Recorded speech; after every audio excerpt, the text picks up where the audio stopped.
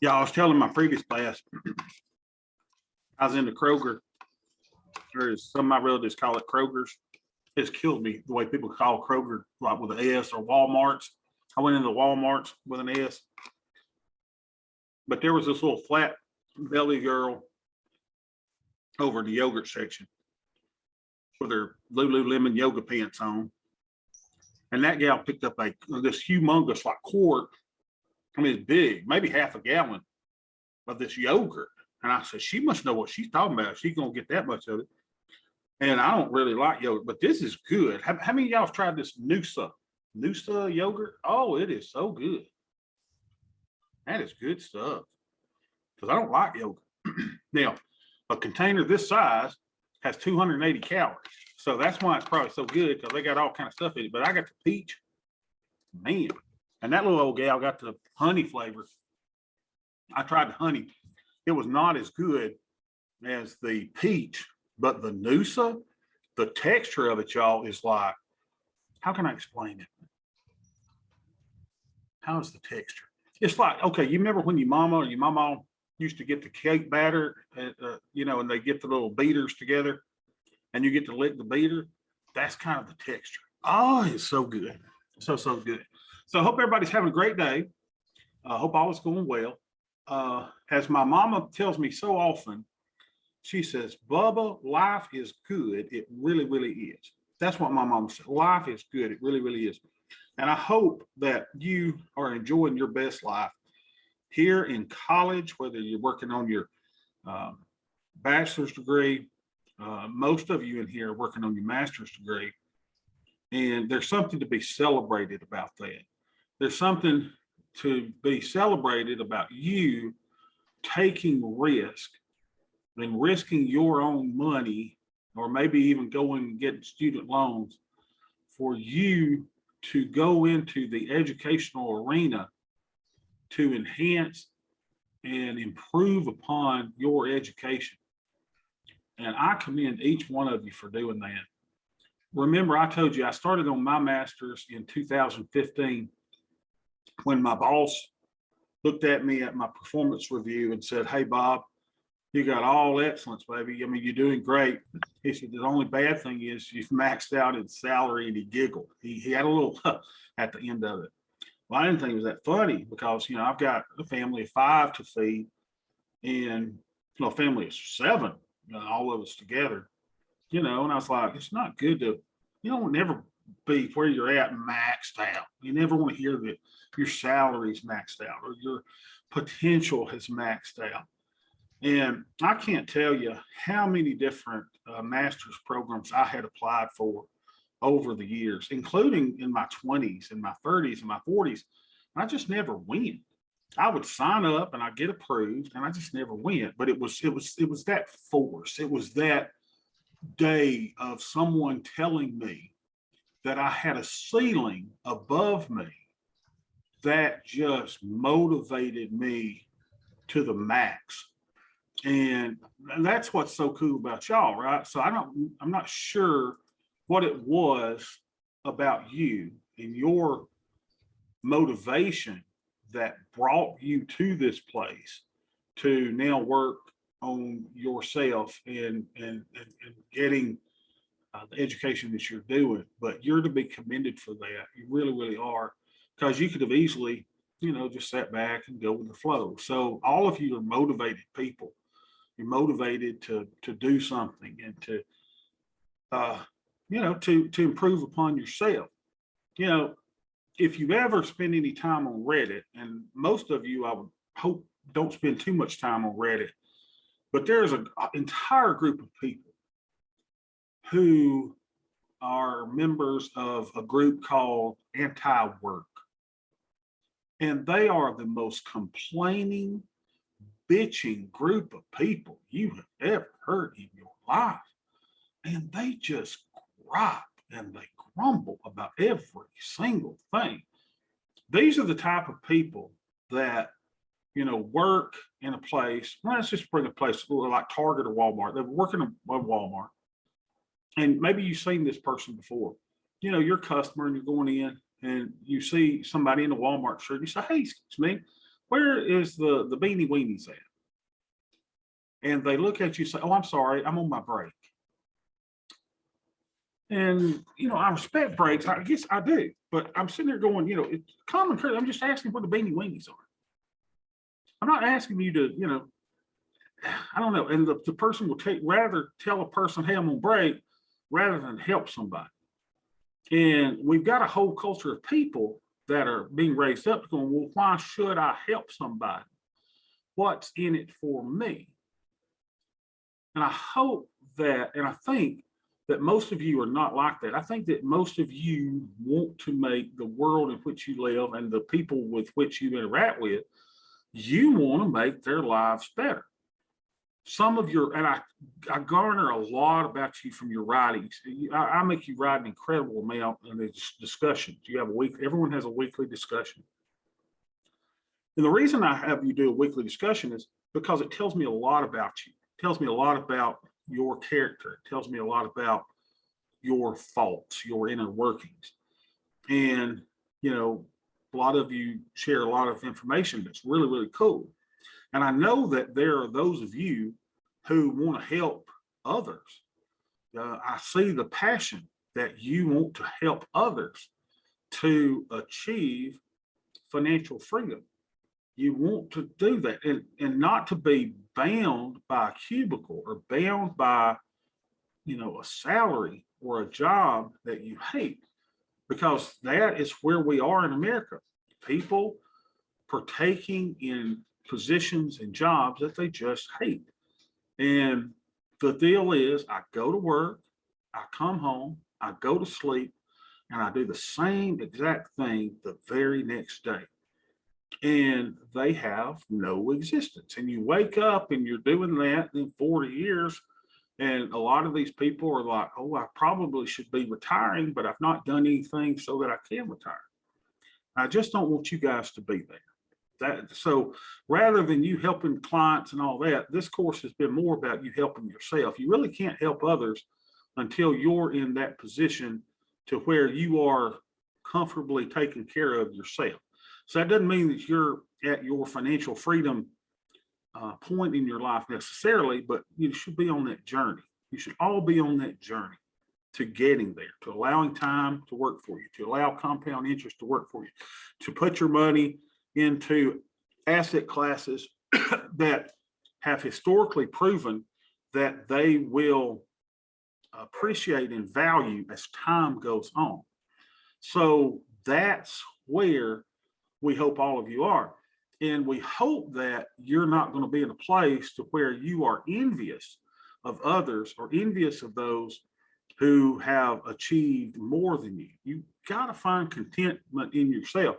For example, none of us will ever be the smartest person on earth. None of us will be the smartest person at the University of Alabama. So what does that mean? Well, and maybe none of us will be the wealthiest person in Alabama or at the University of Alabama. But where do we want to be? We don't want to compare ourselves with other people. You got to be content with where you are and where you are at your life. So one of the great things, I think you saw a vast difference between Tom Sosnoff and I. Tom, is the guy that, he was so driven in his work and his passion for his businesses, that when the kids wanted to go to Disney World, Tom, told the kids, hey, Disney burnt down, it's no longer open, because he didn't want to go to Disney World. Whereas I try to plan as many trips to Disney World as I can with my kids. It's probably more for me than my kids, because that's where Beth and I went on our honeymoon. Because remember, I'm the dreamer. I love the dream of Disney, the vision that Walt Disney had, way back in the day, to just be a wonderful, magical place, the most magical, sensational place on the face of the planet. And I participate in that dream as often as we possibly can. So, what is it for you? What is it for you? Your kids got to play at school, and at the same time, your boss is wanting you to, hang around because there's important deadline. You got to make those decisions. And what the financial freedom will give you the ability to do is to say, hey, dude, sorry, but my kid's got to play. And you go, well, what if I get fired? Well, you don't really freaking give a crap if you get fired because you're okay, without that little line that is tied to you, that dog tag, so to speak, that is tied to you. And chances are you wouldn't get fired anyway. But there's just a bold confidence that comes with you knowing that, hey, your financial future, regardless of job or whatever you're doing, that you're going to be just fine. So that's what I hope that you find, because it's so important. I'm the den mom, so to speak, of my 7-year-old son, JoJo's, his baseball team. So I've been helping in the dugout, right? We keep the dugout clean. I make sure the batters are in the line. They're 7 years old. You can imagine how that is. Sit down, don't swing the bat, put the bat on the ground. So that's something that for many years I would not have been able to do, right? Because you were, 2 hours away in a job, in a cubicle, doing things and making sure that you please the boss rather than pleasing yourself and taking care of your family. So as some of you who may in the future, who's not married, maybe you get married, you got kids, whatever, you'll realize that oftentimes your priorities change, and the priority changes from, a focus on ourselves to focus on those around us. And just to be able to be there with your kids at the baseball game, I got 3 playing. And yesterday we were in 3 different cities. So if I hadn't been for my mother taking 1 kid, Abby taking another, Beth taking 1 kid, and me taking 1 kid, we couldn't do it. But at least I was there for one. We had someone there for everyone. So, you don't want someone else raising your kid. You don't want your kid to sit there and look over their shoulder and go, where's mom and where's dad at the play or the band practice or the football game or the baseball game. You want to be there, and you should be there. And when you've got all these things working for you, you got your money working for you on, in your accounts and your retirement, you come up with the goals that we've set in this class, then, you are much more apt to tell the people where, hey, I'm sorry, I've got a ball game. And it seems now, if you're like dependent upon that job, if you were to lose that job and you were to say something like that and you're scared to death because if you lost that job, you got to do something. You got to shift the control over to yourself rather to the employer's control over you. Everybody with me here? I just don't want you being a slave to your job. Your job is important, don't get me wrong, and we all need sources of income, but you got to do things necessary to make sure that you're putting yourself in a position to where those things don't just totally dictate and ruin your life. So I want you to be happy where you're at. You've got to be fulfilled in the work that you do. It's like for a lot of years, that I was with the federal government, I got some satisfaction from the things that I did there. I assisted a lot of people. I made a lot of people's life better by the work that I did, no doubt.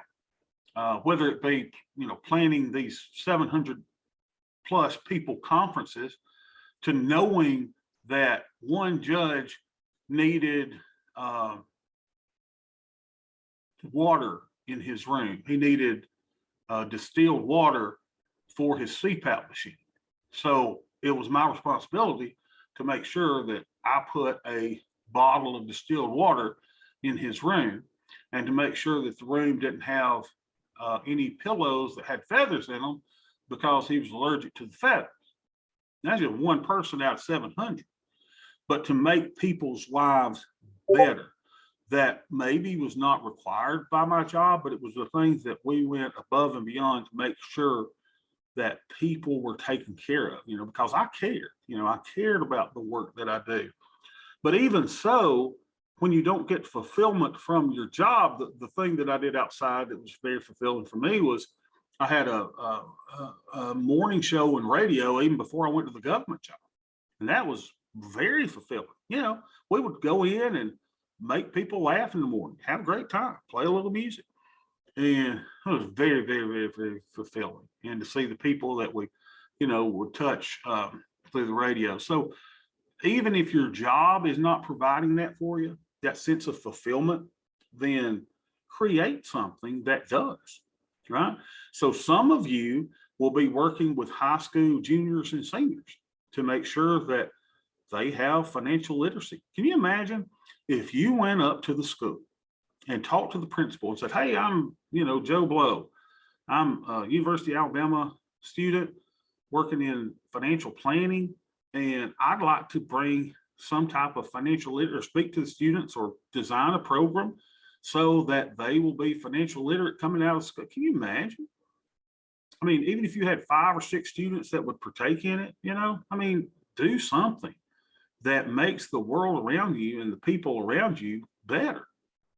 And you'll never be complaining that, oh, I didn't make enough money, or, oh, I didn't do something, because you'll be helping other people. And a lot of times, I do free classes and free session 5 days a week on YouTube on trading and investments. And, I don't get paid a dime for that. And I take it very seriously. It's like if I miss a day, and in probably, 2 years of doing it, I may have missed, 5 days of doing it. It just kills me when I do it. I don't get paid a thing for that. But I get the fulfillment that I'm helping people out there that have no idea how to trade or how to invest. And I show them ways of portfolio management, how to manage portfolios, how to, engage in the markets, and hopefully pull out some profits at the end of the day. So find you something. I want you to be fulfilled, and because you're sitting there thinking, oh man, I'm going to be fulfilled by my degree at the University of Alabama. Nope. No. That is not going to fulfill you. Now, it's not a bad thing that you've invested in yourself, but that is just the start. That is just the start of your educational journey. So your journey from this class will be to continually learn, right? So, Doug was asking me yesterday, we had a conversation. He was asking me about my PhD journey and how I went through that and everything, and you think, man, I will be content once I get the PhD. I won't ever take another class again. No, that's just the start of your journey, right? It's just part of the overall educational journey for you keep learning. So you've got to be lifetime learners. You never want to say, man, I have finished that degree. I am finished. I don't want to learn a single thing. No, that's where you want to keep your education up. You want to keep going to classes. You want to keep going to conferences. You want to keep writing. You've written a tremendous amount in this class. So maybe you start a blog, right? Maybe you start a financial literacy, financial planning blog where you just talk about your journey and the things that are going on with you and your accounts and helping others, or travel or food or, exercise or diet or whatever it is, or all of the above, right? To where you keep writing. So a lot of you have written more probably this class than you have in a long, long time. Keep it up. You're basically doing a blog post per week already, right? So there's nothing to say that once you finish this class that you couldn't keep on doing a blog. Well, Bobby, how am I going to make money on a blog? Who said you have to make money on a blog, right? Who says you have to? Go out there, provide good content for people, and you'll develop a following, no doubt. So think about the things on earth that you could possibly do with the rest of your life. And I don't care what the first half or first 3 quarters or whatever your life has been. You are now blessed with your remaining days upon this earth to do great and wonderful things. So what is it that you are being stretched or prodded or poked to do from now? What is it that you need to be fulfilled? Because I'm telling you, Most of you are not finding it through your job. It's just not. Most of you are not finding that. And then when you go to the kids' ball game, you're so flipping tired, from all the rat race through your day that you're not even able to enjoy that because you're worried about the deadline happening the next day. So, you got to work on you. You got to work on you. It is spring, y'all. Have you noticed it was cold this morning, but I look out now and it is just beautiful outside. You got to spend time on yourself. Take a little walk. You're stressed today. You got all this stuff that's due. Some of you are telling me, hey man, look, dude, I need grace because I got an email. I need grace because this other class is kicking my butt and I got this project due. Right? And hey, I know that's stress, but make sure you take time for yourself. You're getting outside. You're taking a walk. You're sitting in a park bench. You're walking the dog. You're walking the kid. You're throwing a hook in the water. You're going fishing. You're doing something to take care of yourself. Because in 100 years, it's really not going to matter about that project. Y'all realize that, right? Every stinking 20-page paper I did, every class for my PhD, I thought, oh God, I will never get this done. And you stress and you go, oh my goodness. And then I would go to that thing. In 100 years, Bobby, it won't matter and you will be dead. This little 20 rinky-dink page paper that you had to write for this class is nothing. So whatever it is that's kicking your butt right now, I want you to think of it in terms of 100 years. In 100 years, it's really not going to matter. It's really not. It's what's going to matter is what you did to help other people along your path. That's where you're going to get the ultimate fulfillment. It's not necessarily making sure that you are, number one in all that you do and you're, receive all the accolades. That's not that. It's putting out there and just making your little community, the little town that you live in, or the big city that you live in. Hey, if it's a big city, work on your block. Work on making your block a better block, the best block in the whole flipping city. Right? That's what you work on. You're working on making, the high school senior class, making them better because you volunteered to teach financial literacy to help them along their path. So, and then make sure that you avail yourselves to them. That, maybe a year down the road or 5 years down the road, they got a question. Well, you want them coming back and calling you. That's why I told you at the first day of our class, you're welcome to call me, talk to me, send me a message, for the remainder of our days upon this earth so that I can be a resource for you. You can be a resource for me. So, keep those things in mind. Help people along the path. That's the least that we can do because life is hard. So my mama may say, Bubba, life is good. It really, really is. But at the same time, life is hard. And my mama knows life is hard, right? She never had it easy with us growing up. And the funny thing is now she's 77 years old. She retired, but she had to go back to work because she loves working. And, she's got enough money that she could retire and be financially well off and all of that, but she continues to work. She continues to provide services to other people, not for the money. Mama doesn't need the money, but she wants to work. She wants to provide. She wants to help people in the healthcare field that she works in. And she does a great job at that. I don't know that she'll ever retire. It's like someone told me one time, we were talking about the Bible and we were like, going through the Bible, do you ever hear somebody like, Moses retired?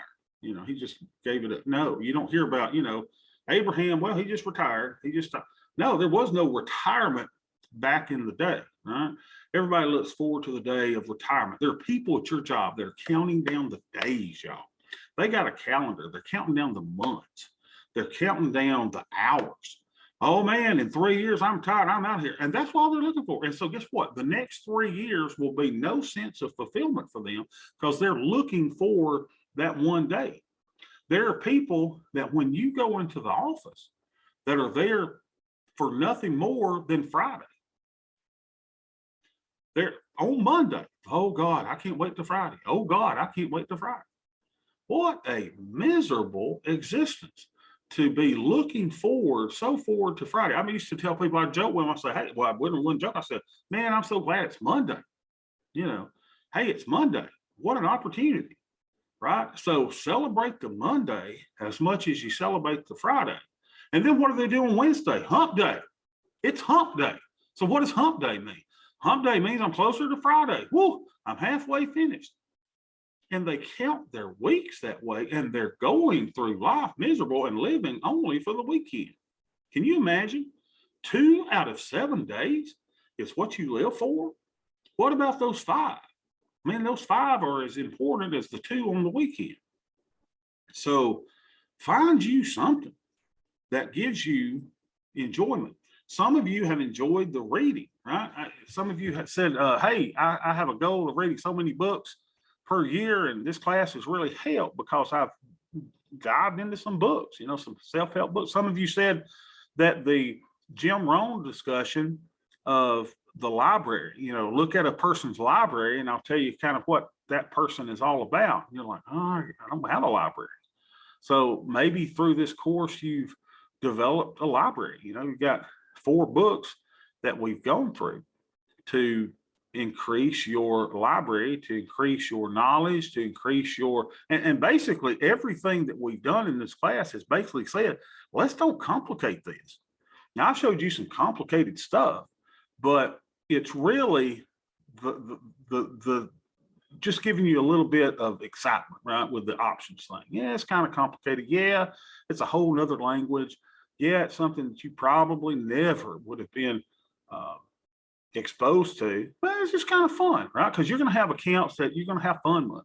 You want to be engaged in the market, but you know that the simple, boring index funds, buying the S&P 500 or the overall market, keeping your fees low and just doing it time and time and time again, automatically every week, every 2 weeks, whenever you get paid, that's the way you acquire wealth. Just is. So if you want to add real estate to your portfolio, we talked about real estate. You want to add I bonds to your portfolio, we talked about I bonds. If you want to add gold to your portfolio, well, add gold to your portfolio. I just wouldn't, because as we've discussed, you can't wipe your butt with gold during a depression. What are you going to do with gold in a depression if you actually own physical gold? So you're listening to the Glenn Brett radio program, and he's sitting there talks about how he's got all of his money in gold.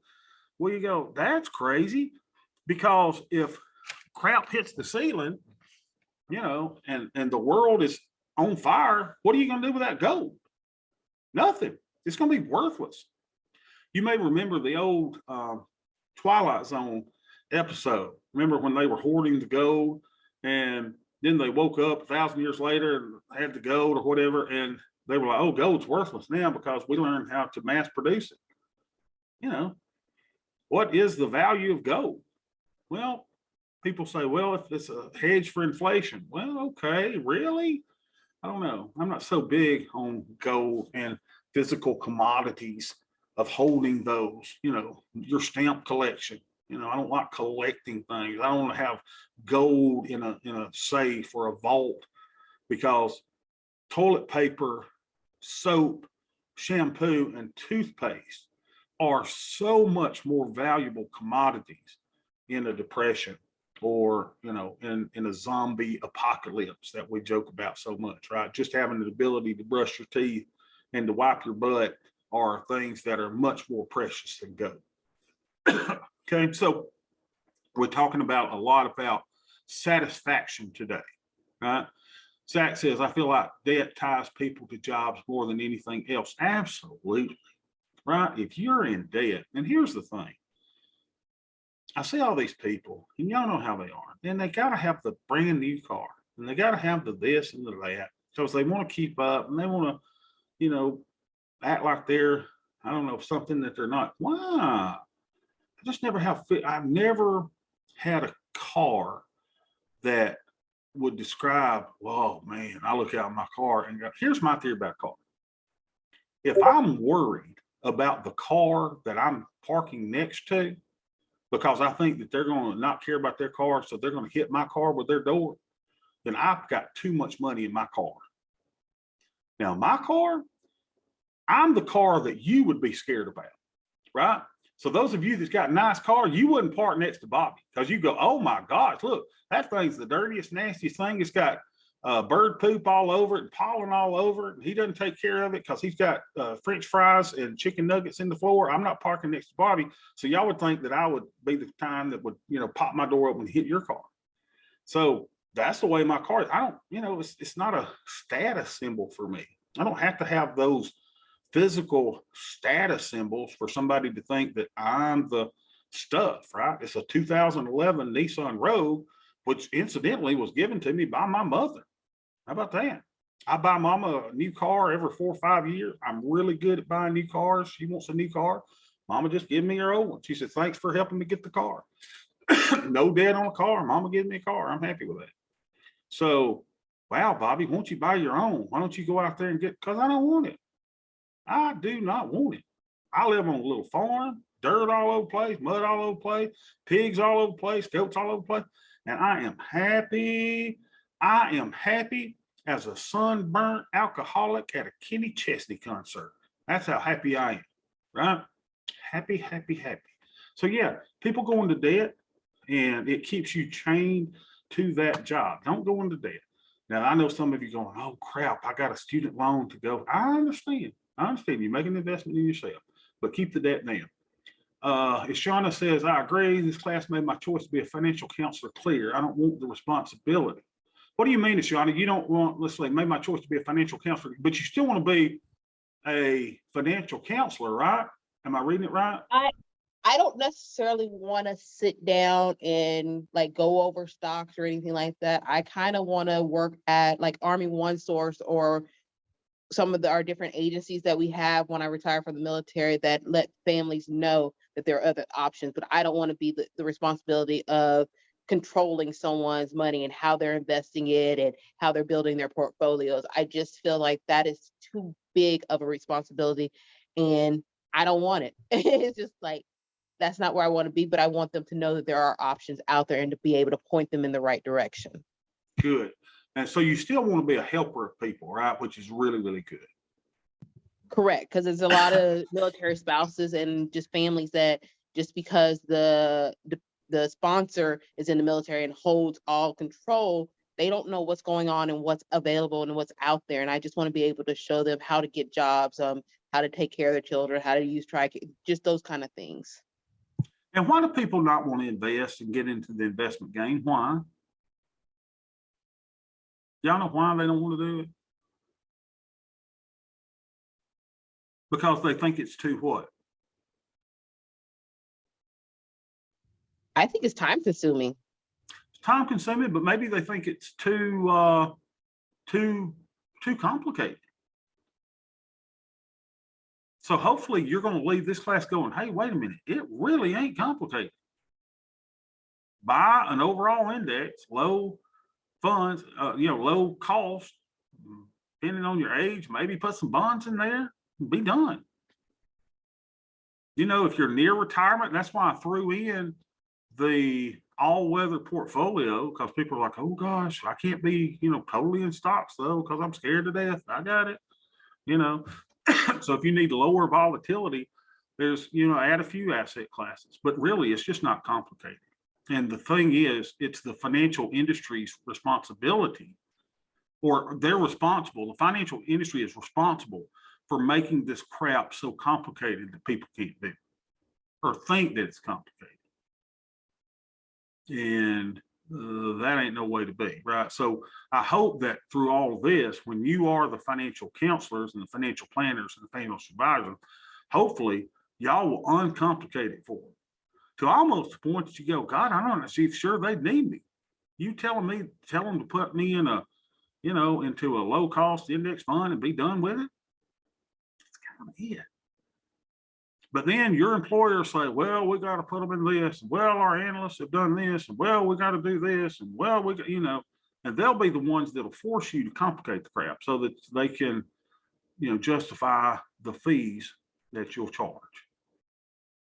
All right, let's see what we got in the chat here. Lisa, I know what I do want, what I don't want, and to work outside the house is not what I want. With 5 kiddos that I get to be with every day, I have no desire to leave them in the care of someone else. I need to make this work for me.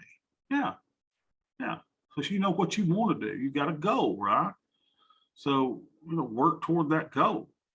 I mean, because it's really rewarding, right, to be able to do what you love, to do it at home. So many people got really used to working at home.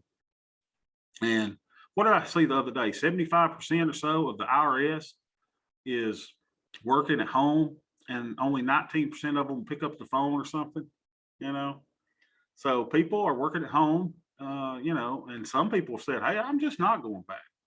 I'm just not going back. We found out I could do my work at home. Why am I going back? Why are you forcing me to do something?" So I think there's a lot more opportunities out there for people to do their work at home. All right, any more questions or comments on anything?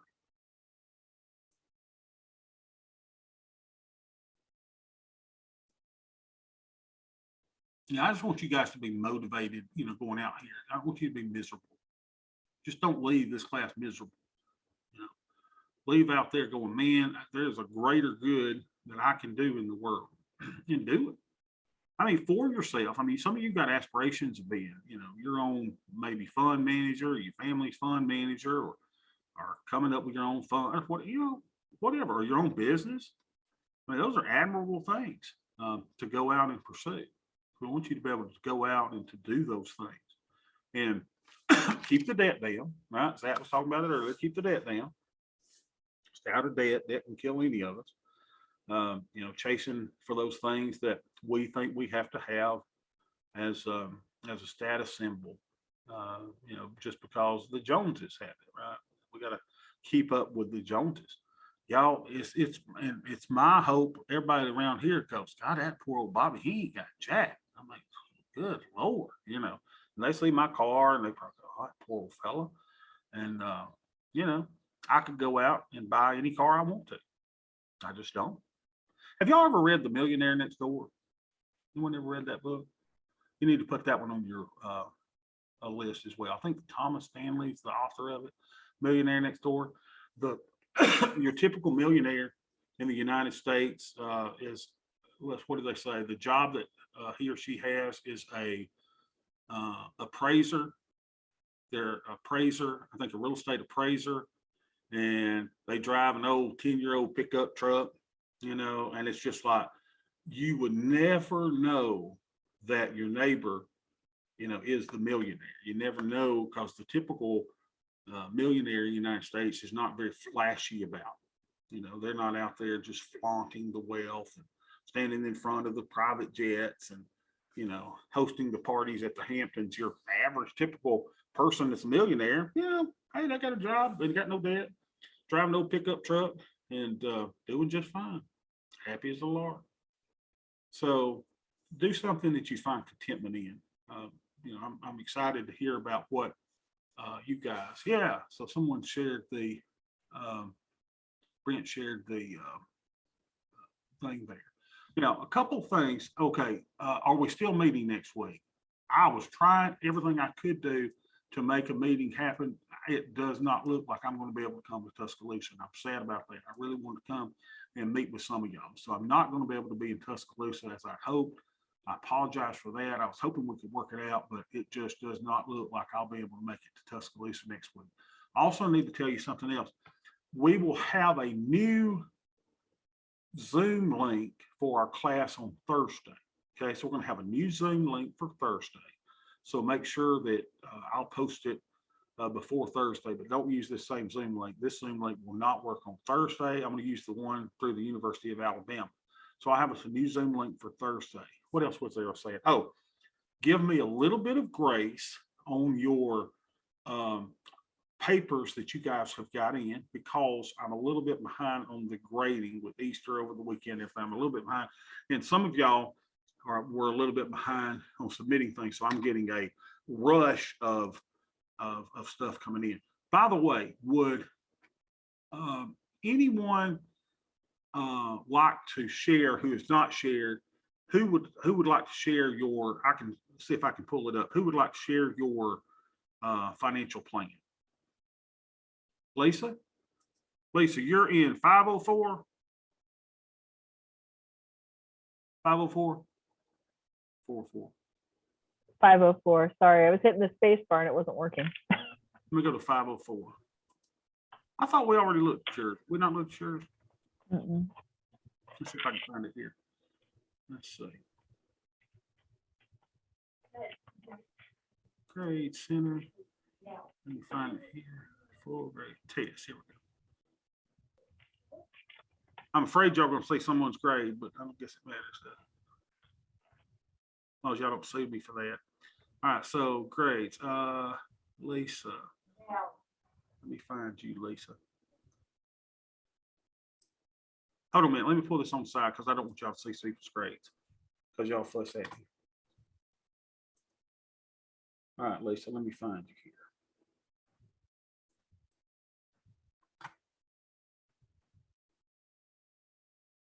Lisa, go ahead and talk while we're waiting and just tell us about your financial plan while I'm pulling it up.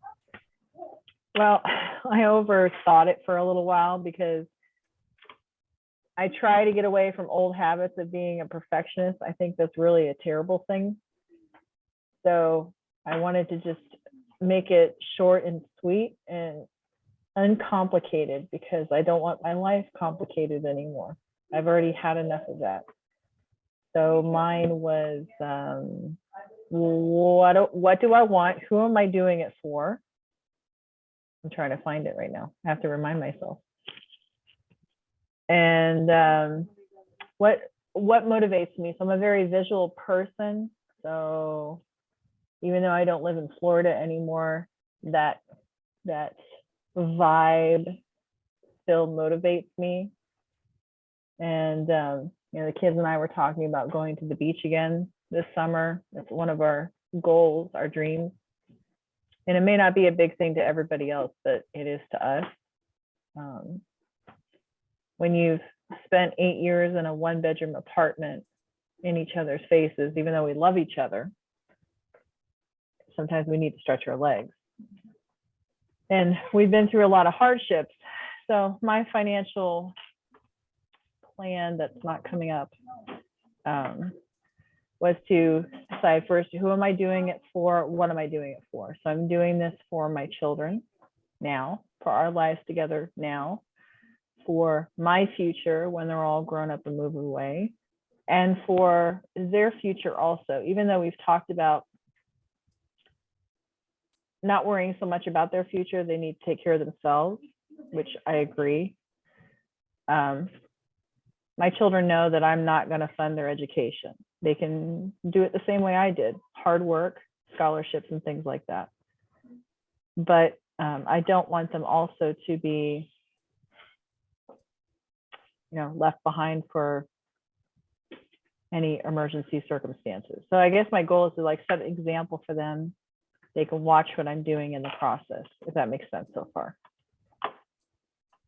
I'm interested, how has the course reinforced what you knew about investments coming in, or has it, what's been your take on it? Is it different than what you thought it would be? It was much different than what I thought it would be. I can't get my plan to come up. My laptop's giving me trouble today. So this class was much different than I thought it would be. I thought it was going to be like my very first personal finance class from umpteen years ago.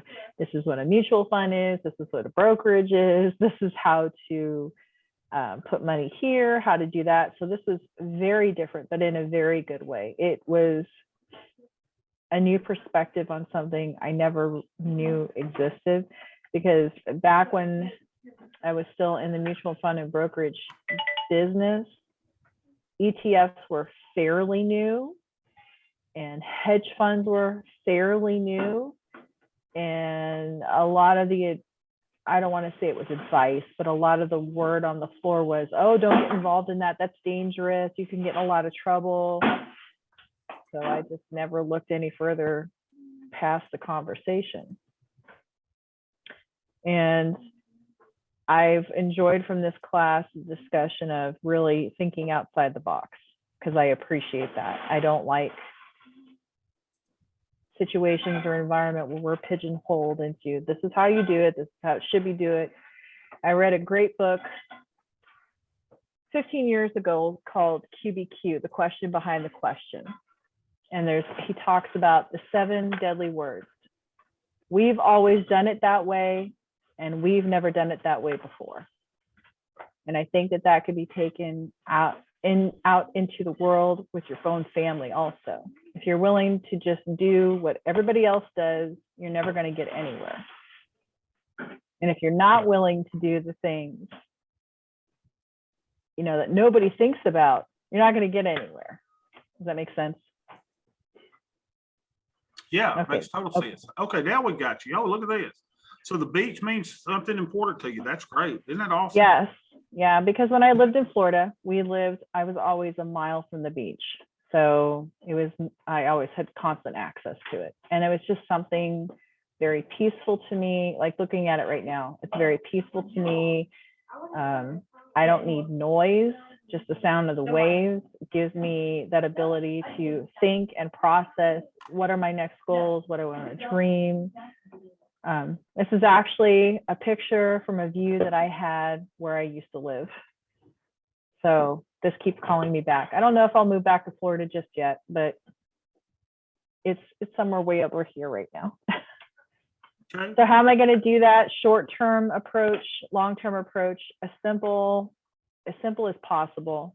I like the asset management that we studied in the beginning of the course. It wasn't overcomplicated, but I also like the calls and the puts. So I want to take some risk because I am a person that sometimes I need to have the funds now, and I can't sit and wait for several years down the road. So a little bit of both. I've been watching the performance on paper trading on a few different websites aside from Think and Swim. And so I'm looking to stay with S&P 500, the TQQQ, SPY, and then Vanguard really caught my interest. So I included that on my asset allocation. And for investment, right now, because I'm not working, I'm only a full-time student, so I am scraping by on student loans. I'm still only starting with $100 a month, but once my finances are paid off, which is what I'm working on right now, I'm patting myself on the back because I paid off 2 credit cards last month. Oh, which awesome. is a huge deal to me. Girl, you go, girl. So this month is the next thing. Another card is going to get paid off. And then what I'm doing is that amount that I would have used for minimum payment, I put that into a little envelope and I use that to put into the investment. So I'm still circling the same amount of money. It's just now it's going to go into the investment instead of paying somebody else's pocket. There you go. There you go. My long-term, so the long-term investment goal is $500 a month. So it's going to come from my bank. That way I don't see it. I can't sit and argue with myself during bill time. Well, I don't want to spend this much. It's going to be no, yes or no. Yes, it's going to come automatically out of the bank account. And so for my goals, a larger house. So like I said, I've been very raw. We're in a 1-bedroom. We're trying to get into a 2-bedroom, which we're having a lot of struggle with. Mainly because the market here in San Antonio is outrageous. So I'd be happy with just a 2-bedroom apartment. I'm not even looking for a house right now. That would be something maybe later on down the road. But I would like vacation time on my time, to be debt-free, to have excess cash. It doesn't need to come spilling out of my pockets. And then just the financial independence. And that's what I really appreciate about you. Is when we talked about early in the semester about financial independence, what does that mean? And I think that that is where that description has been just very strewed in society. A lot of people think financial independence is, oh, I have to be as wealthy as Elon Musk. No, because I live in San Antonio. There are many millionaires, multimillionaires that live here. And they're driving fancy cars. And we see Bentleys all the time. But they're all miserable. I've had friends in church who own businesses, but they're still in debt. So you're still not really financially independent. I want to be in a situation for my children. I have no bills. If they say, Mommy, can we go to the beach for the weekend? Sure. We don't need a file. We've done a Verbo house or an Airbnb, and we're as content as can be, because the whole point is we just want to be together. We want to have fun, and we don't want to have stress. All right, Christiana, what score are we giving Lisa on her little presentation here? She gets 100 on this. This is absolutely beautiful. I love it. I love your story. I love your direction as to where you're going. It's really motivating. It's like you're really just taking bad scenarios that have happened in your life in the past, and you're just looking forward towards the future. And I commend you for paying off the debt. That is tremendous success, and kudos to you for being diligent with it. Thank you. All right, Christiana's told Lisa we gave you 100, so we give you 100. Thank you. All right, anyone else want to share theirs? I can see if I can pull it up. I'll go, Bobby, since it sounds like we're handing out hundreds. All right, Zach, we're gonna give Zach 80, okay? Look, I like hundreds. How many, Now, Zach? it's not as pretty as this, and it's not as altruistic and nice, but I mean, this is it's hard to top the beach here. Hold on, let me find Zach's final exam. There it is. Give me a second. I'll pull it up. Lisa was on mute. You didn't hear, but she said give Zach 100, by the way. Oh, is that what Lisa? Okay, gotcha. Oh man, don't you love it? Y'all, I hate classes are so involved with grades. I don't even know if I'd give grades if I didn't have to. I guess we got to do something, but I don't know. I hope y'all have enjoyed the class. That I'm not so, just do your stuff, right? Do your stuff and you'll do just fine. So here, let me see you here. Okay, Zach's investment plan. Here we go. Let's see what Zach's pulled up. He used Yeah, no, some I big. stuck to your advice. You said this ought to take you about an hour. So I Yeah. put something together that was about an hour. Some of the numbers are a little bit round. I didn't kill myself over the math here. All right, hold on a second. It's pulling it up, I think. Let's see if we got it here. Come on, little thing. Where are you? Well, darn, Zach. I thought I had it. You don't have it on your screen anywhere, do you? I can get it. It's in a Google sheet. See if you can pull it up real quick like while I'm doing this. Hold on a second. Try one more time. Yeah. I got it if you want me to. Yeah, let me let you share. Hold on a second. Share screen. Quit sharing.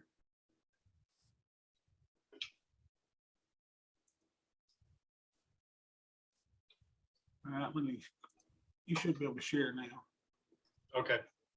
Let me stop sharing. Okay, I'll stop sharing. Let's see Zach share his screen now.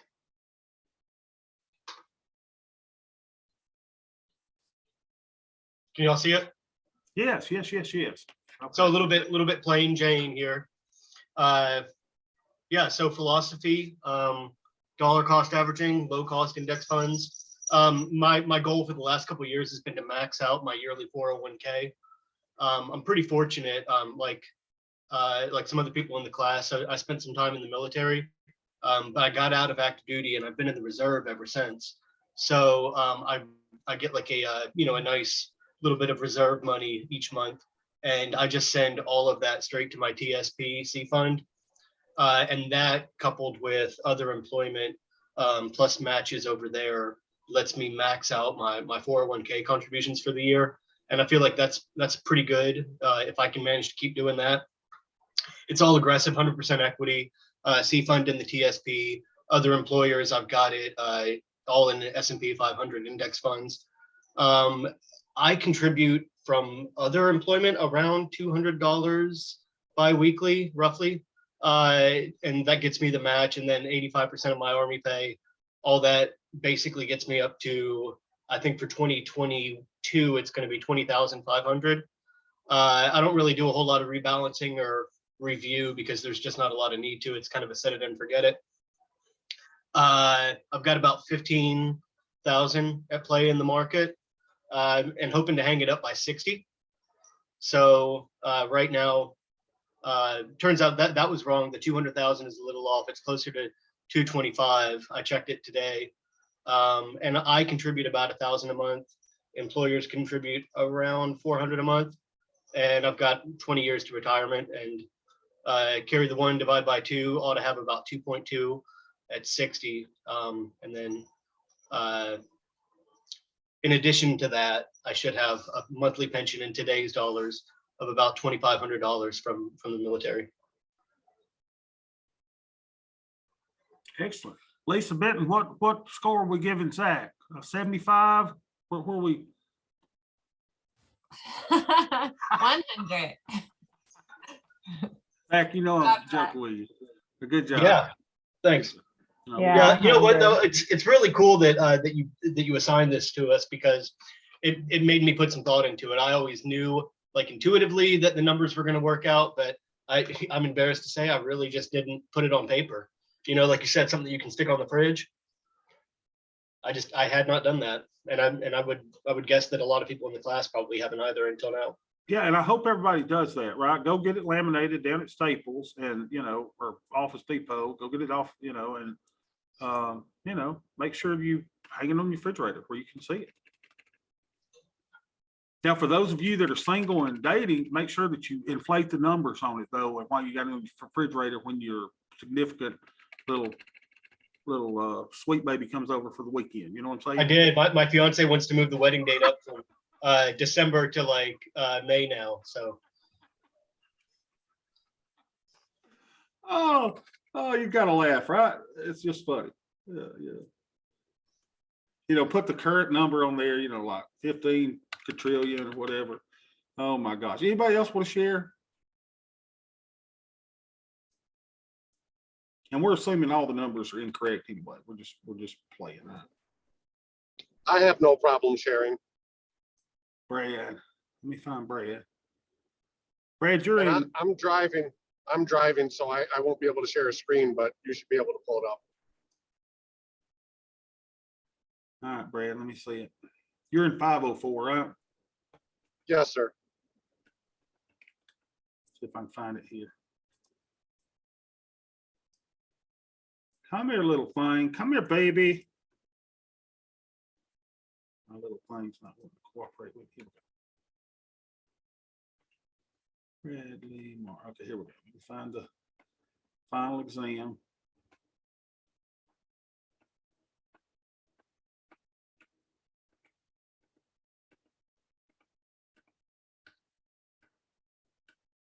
Yeah, I'm swearing to myself that I'm not going to call people before the 28th when grace ends, right? Last time I was having to call and people, I didn't want anyone to get an F. And the only way you get an F in this class is just not doing your stuff, right? If you do your stuff, you're going to be just fine. So let's pull up Brad's. Let me share my screen. All right, it is pulling up. Here we go. Share my screen so we can see Brad's. All right, let me share it here. Share screen, bugga.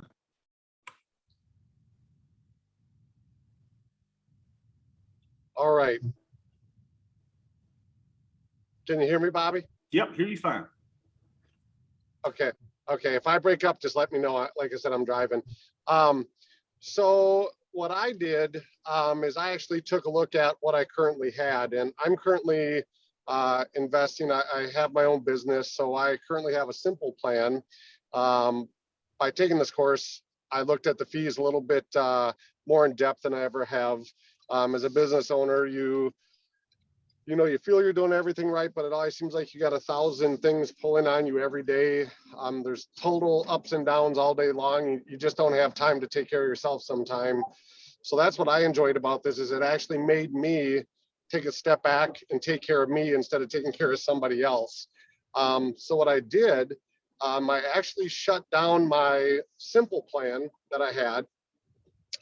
And I started a brand new 401k, which went in on April 15th, were the first contributions, and it's for myself, my wife, who's my office manager for my offices, and then my staff. I got 5 staff.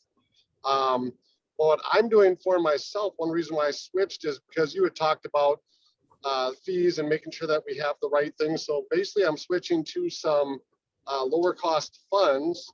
Also along with that, because I hit the wonderful age of 50 this year, it allows me an opportunity to invest quite a bit more than what I was able to invest before. I believe it's 27,000 a year. I'm putting in, I believe it's $1,125 twice a month for both myself and for my wife to max out our 401ks.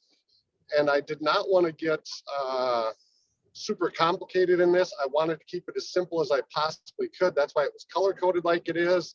So I can see all the differences in my goals and my priorities.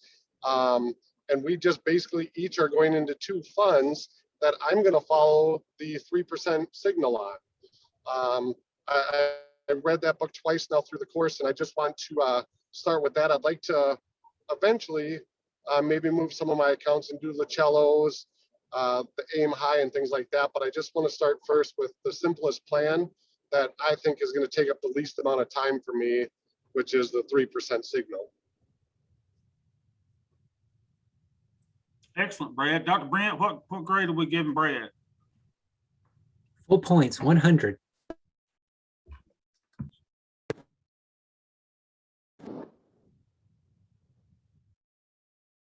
Okay. All right. Any questions about anything? For those of you that are trading your options and stuff, what's this? I did come up with a neat little profit calendar. So I just did a calendar. I found a template for a calendar. So this is in a little margin account that we're doing this 1-1-1 trade that I showed you, you know. Zach's seen this. But what we're doing is I'm putting a trade on every day and I'm closing a trade every day, right? And this is in about a $30,000 account. So we're closing a 1-1-1 trade in the micros every day. And then, now this trade has a 98% expectancy, right? So 98% of the trade should result in a profit of a penny or more. So that's based on my back test of the trade. So the cool thing about it is, watch this. So, you know, it doesn't seem like a lot, right? So far we closed 3 there. I don't know why I didn't close something on the 13th and 15th. So we made $280 this week, $217 this week, $131 this week. So we've made $629. All right, which is kind of cool, right? So you start, now listen, don't throw me under the bus for extrapolating, you know, yearly profits based on a few days, but it's kind of fun to do, right? So we made $629, right, in a month. So $629 in a month. So 1, 2, 3, 4, 5, 6, 7, 8.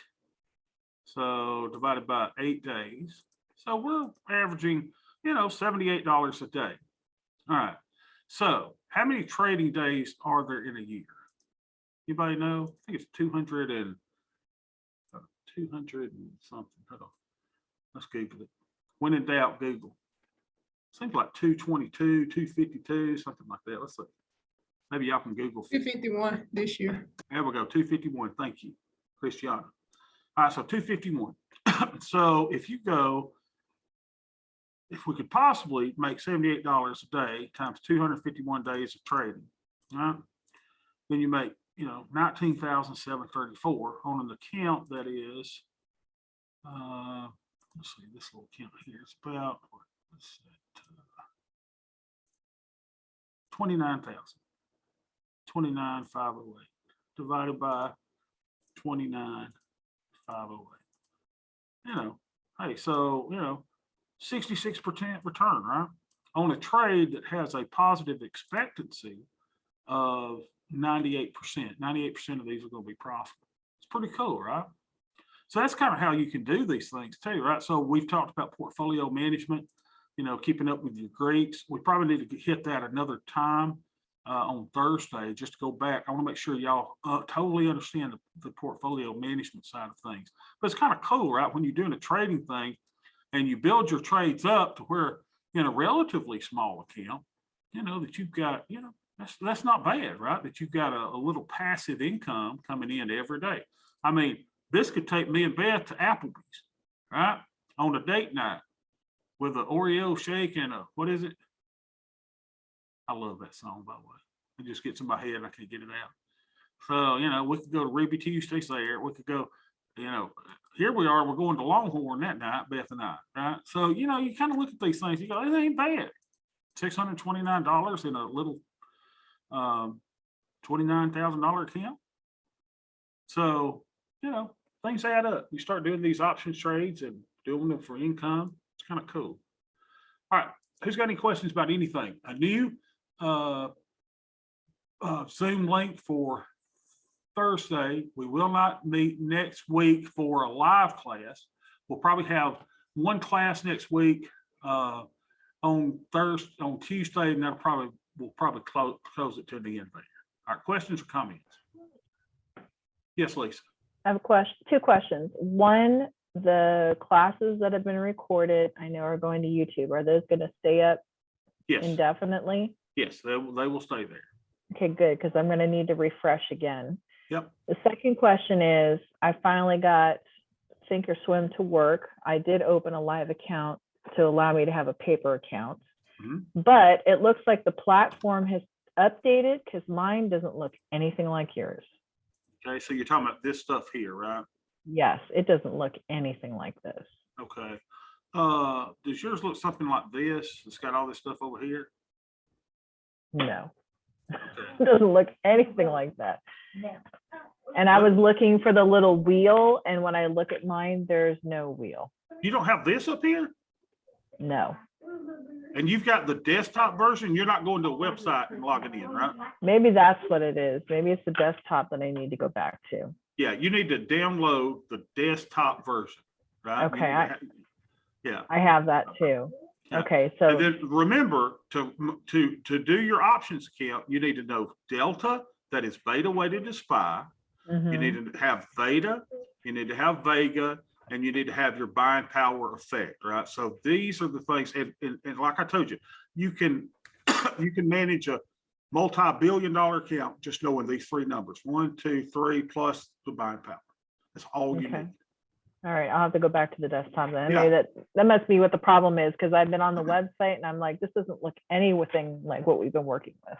Yeah, so everybody sees how simple it is, right? 1, 2, 3, 4 numbers. Now watch how complicated it gets when I show you my individual trades. Oh my gosh, Bobby's got all these 1-1-1 trades and this after harvest stuff. See, that's when it complicates, because I go, yay, this trade's up 91%. Yay, this trade's up 43%. Yay, this one, you know. But what I'm doing is I'm taking off the most profitable trade every day. I'm putting on another. I'm just layering them in, making sure my theta's in line, making sure my deltas are in line, making sure my buying power's in line, using my portfolio management spreadsheet that I've still not shared to y'all, but I will share it. And you can manage any type of option account with that little spreadsheet. It's so simple. Okay. All right, good session today. I want y'all to be joyous. I want you to be joyous. I don't want you to be burdened down by your classes, by your responsibilities. Y'all enjoy life, because like my mama says, life is good, Bubba. It really, really is. See y'all Thursday.